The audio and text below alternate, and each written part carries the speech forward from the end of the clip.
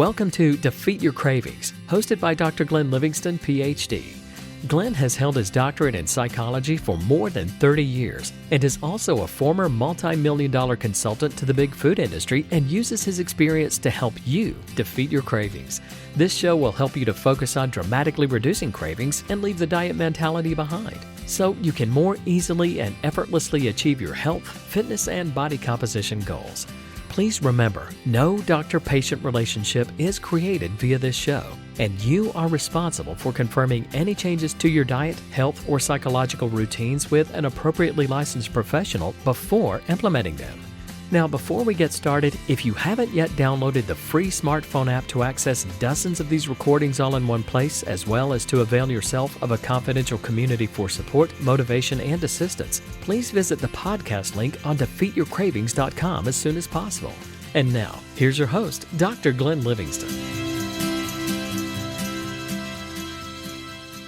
Hey, it's the very good Dr. Glenn Livingston with defeatyourcravings.com, and I'm here with a kind-hearted woman named Susan, who's agreed to share her success and wisdom and hope and enthusiasm, as well as her trials and tribulations and stumbles and falls. Right, Susan? Yes. Okay. Can you tell me a little bit about how and why you came to us, and either what you thought of the program and what ways did it help, and any questions that I can answer? I'm happy to do that. Okay. I've started dieting as a teenager, and over the next 30 years tried all different diets. My weight went up and down with the same weight I was losing, and I finally learned that diets don't work in the long term. So I started making small changes I could sustain. And around that time, my dad was diagnosed with Alzheimer's, and I became more interested in health and nutrition. So I moved towards a whole foods plant-based diet, and I felt good and had lots of energy, but I was still overweight, and I was eating in secret and just constantly thinking about food. And I just got to the point where I really didn't care about losing weight. I just wanted to not be obsessing about food all the time. And I heard about Defeat Your Cravings on a podcast I was listening to. So I immediately read the book and looked at the resources on your website. And as usually happens with me and self-help, I'm great at gathering all the information and reading, and then I don't implement what I learn. You and everybody else. So last February, when I had the chance to sign up for coaching, I immediately signed up as a gift to myself before I could change my mind. And then right after I scheduled my first coaching call, I nearly had a panic attack. And I learned from my very good coach, Yvonne, my pig was just going crazy and didn't want me to change the status quo. So she did a good job of calming me down and really helped me get started with food rules and refutations, and just helped me break through the squeals, especially around emotional eating. What were the squeals about emotional eating that were bothering you? My mom had a stroke in June, and we had to move her into assisted living. I'm sorry. It was just a lot of feelings around that in our relationship. And I was just using boxes of cookies to make myself feel better. Your pig said that was the only thing that would make yourself feel better. Yes. And how did you get through that? Did you keep eating cookies, or did you stop? I stopped as soon as I had my food plan in place and had gone through the refutation and how it logically made sense that eating cookies was not going to solve anything. It was just going to make me feel worse. I'd have the same feelings and have more bad feelings around having just eaten a box of cookies. Because if you have 6 problems and then you overeat, then you have 7 problems, right? Exactly. Yes. It made no sense at all. Once I could see that, I just lost the urge to do it. I tell people that the goal in Defeat Your Cravings is to sever the link between emotions and overeating. You know, I'm sure it still hurts that your mom went through what she went through, and I've got a lot of compassion for that. But it sounds like you and your coach have done, and what the Defeat Your Cravings method has done, is to make it impossible for that grief to, quote unquote, cause you to overeat. It might generate a memory or a feeling or a desire for comfort or all these type of things.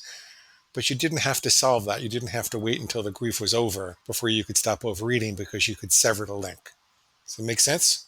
Yes, it was just magical. I couldn't believe how easy it was. Once I worked through the refutation, I just didn't struggle with it anymore. It was gone. People are living in mythology in our culture. They really believe that in order to solve comfort eating or emotional eating, that you have to solve the emotions. And, we're used to seeing the Golden Girls say, I'll go get the cheesecake as soon as someone gets upset about anything. And it's promoted 24/7 in all of the advertising and the internet commercials about how comforting food is. And this is what you should turn to. And we're surrounded on every street corner by coffee stores and bakeries and pizzas and fast food places. And we're really conditioned to believe that it's the only way, but it's really not. You don't have to overeat just because you feel emotionally upset, just because you feel bad. Some people think they have to eat when they feel glad, that they've got to celebrate with food, but there are other ways to celebrate. Well, so good, Susan. I'm glad that helped you. What, if anything else, did you learn in the program that helped you? That being hungry is not an emergency. I used to get something to eat at the slightest hunger pang, which makes for a lot of decisions about what you're going to eat or not eat. It's exhausting. Yeah. And so you wind up eating less frequently? Yes, yes. So my rule is I only eat 3 meals a day and one snack. So that makes it very easy to know when I'm going to eat and when I'm not. Beautiful. And I also liked the FOMO and JOMO, the joy of missing out. So rather than focusing on the fear of missing out, you focused on the joy of missing out? Yes. Tell me a little more about that. How did that help you? Well, I'm following a whole food plant-based diet already kind of makes me weird in my social circle when I'm eating with my friends. So I thought restricting further, I'm also not eating sugar now or drinking alcohol, would just make things really uncomfortable for socializing. But if I focus on what I'm getting out of not eating sugar or drinking alcohol, I feel joyful. And those things are?